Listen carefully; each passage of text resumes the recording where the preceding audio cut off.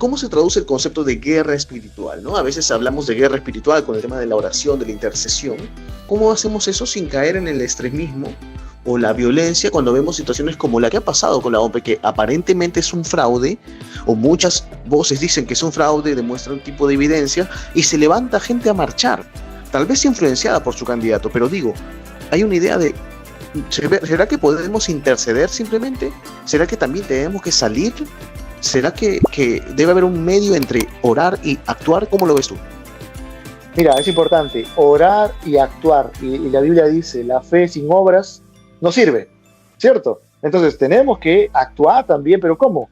Orando, también saliendo a las calles. El pueblo peruano y el pueblo cristiano también tiene derecho a hacerlo, tiene derecho a la protesta, pero no, Andrés, a hacer lo que he visto en una persona, en un video de X, de una supuesta hermana cristiana, que habla en nombre de Cristo, ¿no? Y toma el nombre de Jesús, lo peor, y maldice al jefe del Jurado Nacional de Elecciones frente a la institución. O sea, nos hace quedar mal al pueblo cristiano. Los cristianos no maldecimos a las personas, no somos Balaam, ¿no? Influenciados por Balac para que maldigan al pueblo de Israel. Eso yo critico totalmente, porque no se puede tomar el nombre de Dios en vano para maldecir a una persona porque simplemente no me cae o porque no es mi candidato. Yo creo que ahí sí hay un pensamiento muy errado.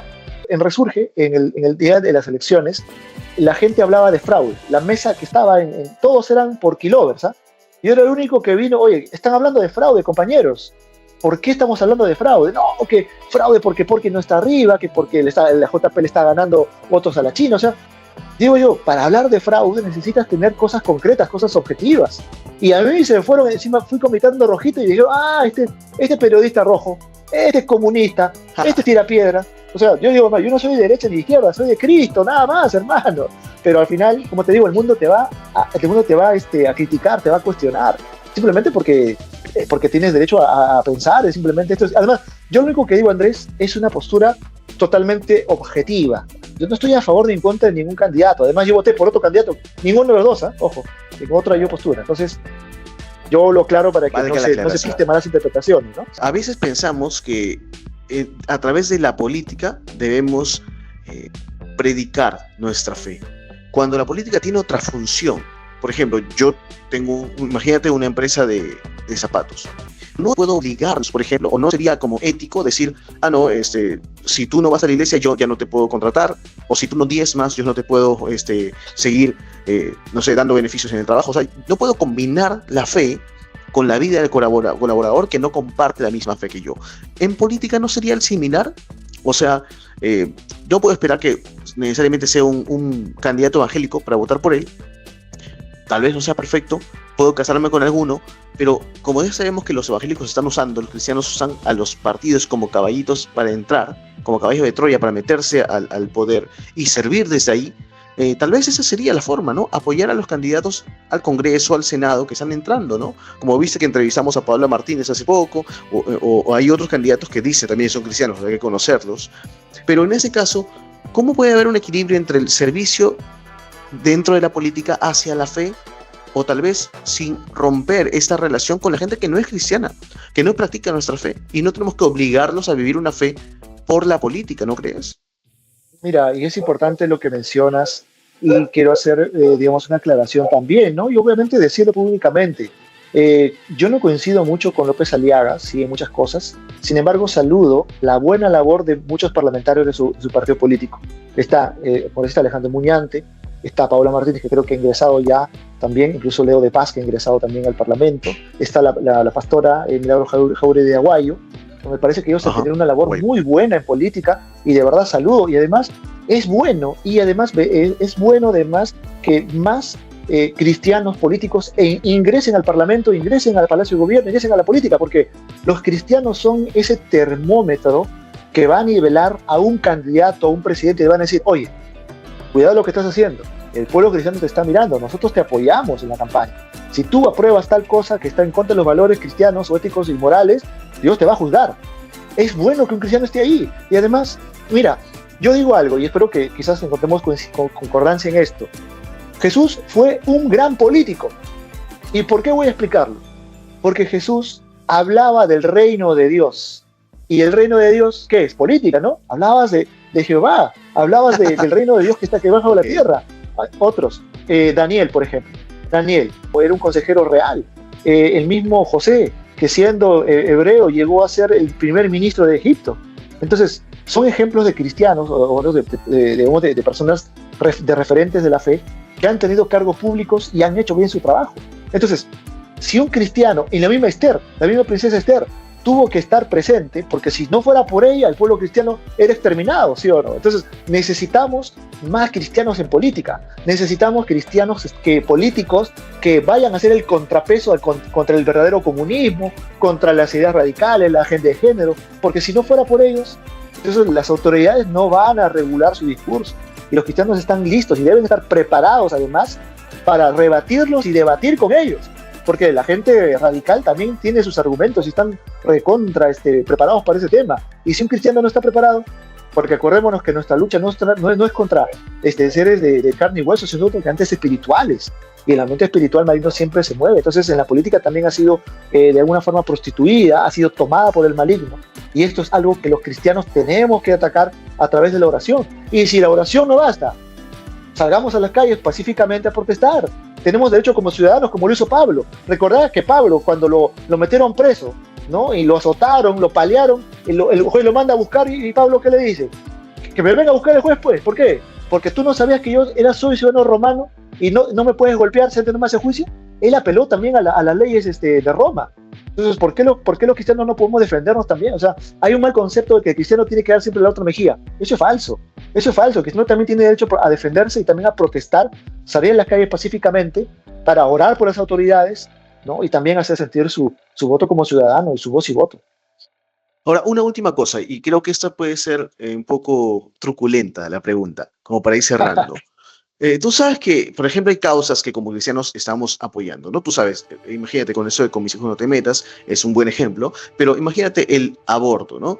De saque un cristiano no debe estar a favor del aborto, estamos hablando de matar, ¿no? Pero cuando viene un ideólogo o un filósofo o simplemente un pensador que no es cristiano, no tiene los mismos valores y te dice, pero ¿qué pasa de los casos en los que la vida de la madre peligra o en los casos en que ha sido una niña ultrajada? En esos casos, ¿por qué no valdría el aborto? Entonces, uno como cristiano como que se quiere cerrar en su posición de que, bueno, es una vida, no tiene la culpa, pero por otro lado dice, bueno, ellos también piensan distinto, no son cristianos como yo, no tienen por qué pensar igual que yo. ¿Cuál sería el medio si yo entro en política? Puedo favorecer a mi gente, pero también puedo pensar un poco en ellos. O en el caso de la unión civil, ¿no? Vienen los chicos gays y quieren casarse, pero no por el hecho de un ritual, sino por el hecho de vincular su herencia, de vincularse legalmente. Entonces, yo como cristiano, que también pienso en el ser humano, en la gente, que le tengo misericordia y compasión más allá de sus ideas, sus valores, yo puedo decirles, oye, tal vez hagamos un modelo como tipo unión civil, que no se llame matrimonio, pero que sí puedan casarse. ¿Por qué nosotros estamos un poco extremos en eso? ¿Tú qué opinas que debe ser el equilibrio? Mira, por ejemplo, nuestros hermanos que están pues en el camino de la homosexualidad tienen derecho, creo que no tienen ni más ni menos derecho que los heterosexuales. En ese ámbito siempre ellos están, digamos, luchando porque se les dé el matrimonio, pero sabemos que el matrimonio solo está entre un hombre y una mujer, por ley y reglamento. Entonces, sin embargo, como tú dices, ¿no? Para defender sus intereses está la notaría para que puedan de alguna forma preservar su herencia, asegurarse un futuro, temas notariales. Hay salidas civiles para eso, ¿no? Entonces, y en cuanto al aborto, ¿no? Yo pienso que el Estado tiene que actuar sobre estos niñitos, estos bebés que nacen producto de una violación, porque no se puede permitir matar a un ser humano desde cualquier frente que se le ponga. Y estos gurús, entre comillas, que vienen con que, bueno, ¿qué le pasaría si fuera tu hermana? No, con esos ejemplos, ¿qué pasaría si fuera tu hija?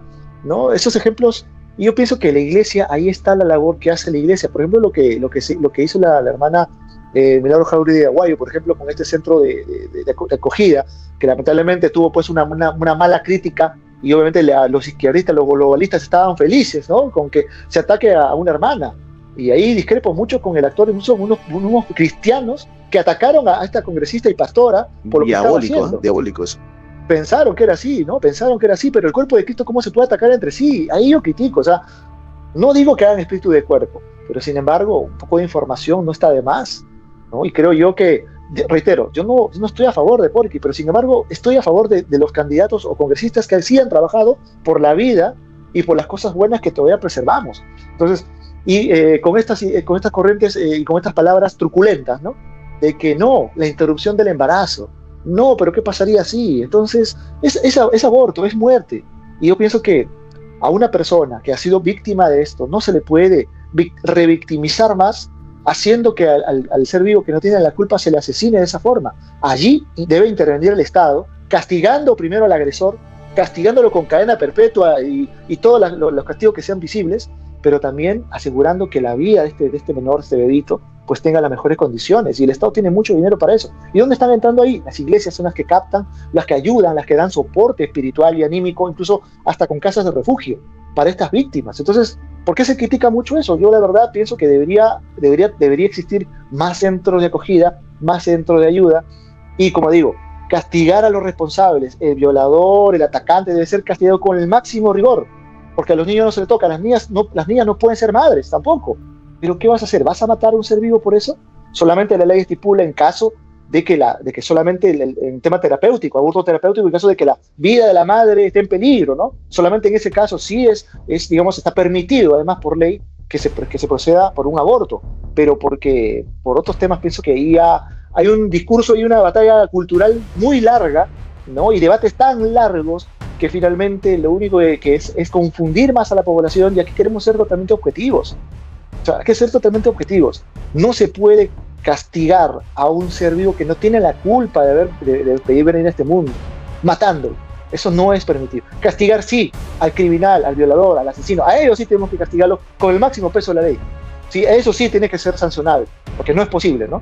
Pobre, si hubiera castración química, pena de muerte, bueno, eso es un debate, ¿no? Pero sí una sanción y que el Estado actúe y que las iglesias obviamente tienen una misión y lo están haciendo bien, me parece. Las iglesias están como haciendo su parte, ¿no? Pero yo creo que desde el lado político a veces son cuestionados los cristianos que entran en política y a veces se casan un poco con estas dinámicas de interactuar, de conversar, ¿no? Hablemos del asunto para entender profundamente y como que dicen, no, este ya no es cristiano porque ya está a favor del aborto. No, este ya no es evangélico porque está tanteando lo que va a hacer a favor de ellos, cuando muchas veces no es eso.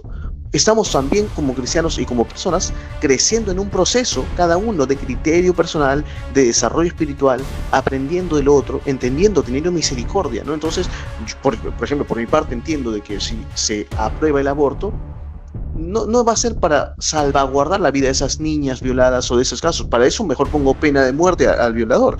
No, más va a terminar siendo como en Estados Unidos, que la gente aborta porque no compró preservativo. O sea, así de absurdo. Entonces, por eso es que uno está en contra también del aborto. No solamente porque, como piensan algunos, porque Dios dice y punto, ¿no? Hay más criterio detrás de todo ese argumento. Pero a lo que voy es que nosotros como cristianos, como periodistas en tu caso, como políticos, ¿cómo podemos encontrar un centro en el que podamos predicar nuestra fe sin imposición? ¿Cuál crees tú que sería el equilibrio en ese sentido? Mira, yo te digo, nosotros los cristianos tenemos algo que es tan valioso, que es la palabra de Dios. Es nuestra principal herramienta. Quizás no podamos influir en las personas, pero sí podemos interceder por ellas. Podemos orar, podemos trabajar en los grupos de comunión, los grupos de trabajo, de ayuda que existen en las iglesias. Hay a través de las ofrendas y los diezmos que hacen, digamos, centros de acogida, centros de ayuda, centros para que puedan venir personas que han sido lastimadas por diversos delitos que han sido, digamos, que se han cometido en contra de estas personas. Pienso yo que el cristiano, en algunos casos, aparentemente es un ser apolítico, ¿no? En algunos casos no quiere meterse en temas tan complejos. Dice, no, mejor yo, porque como tú dijiste, ¿no? Me van a tildar de abortista si yo estoy hablando de esto. Me van a tildar de castillista si yo estoy... No, van a decir que soy quequista, porque entonces el cristiano tiene esa reflexión y tiene esas contradicciones a la vez. Ahora, llegar a un punto de concreto, hermano, en estos tiempos, es realmente complejo. Es realmente complejo. Entonces, yo creo que nuestras comunidades cristianas evangélicas, cristianas católicas y todas las denominaciones deberíamos estar unidos para poder ayudar a nuestro prójimo a hacer casas de apoyo, casas de retiro, casas de acogida, a hacer lo que el Señor Jesús lo dijo, ¿no? Ir y predicar a todas las criaturas, pero además amar a nuestro prójimo como nosotros mismos. y es visitar a los enfermos, asistir a los ancianos, visitar a los presos en las cárceles, ¿no? Y también dar soporte a personas que han sido víctimas de violación, maltratos u otros delitos. Entonces, es bueno que la iglesia tenga ya un papel predominante y que sea realmente que el presupuesto que ellos que manejan también a través de las ofrendas pueda ser utilizado para eso, ¿no? La ayuda social de la iglesia está ahí. O sea, un pastor es un líder, los hermanos de la iglesia son una comunidad, y como tal, la misión que tiene la iglesia es apoyar, dar soporte, acoger, ¿no? Dar cariño, sí. dar un soporte más allá de lo espiritual, que precisamente creo yo que no está haciendo, creo yo que no lo está haciendo tan bien. Volvamos al hecho de que somos miembros de un cuerpo de Cristo, y como miembros también, aunque tenemos distintas funciones, distintas labores, seguimos siendo hermanos, seguimos siendo familia, y aunque discrepemos en quién votaste tú o yo, debemos apoyar también a la gente que está emprendiendo una carrera política siendo cristiano, para ayudarle de muchas maneras. Escríbele por interno, métete y háblale, porque yo creo que como cristiano, cuando yo me encuentro un taxista o un trabajador y me entero que es cristiano, yo valoro a la persona un poco más porque sé que es mi hermano en la fe. Algo tenemos en común y podemos hablarnos a corazón abierto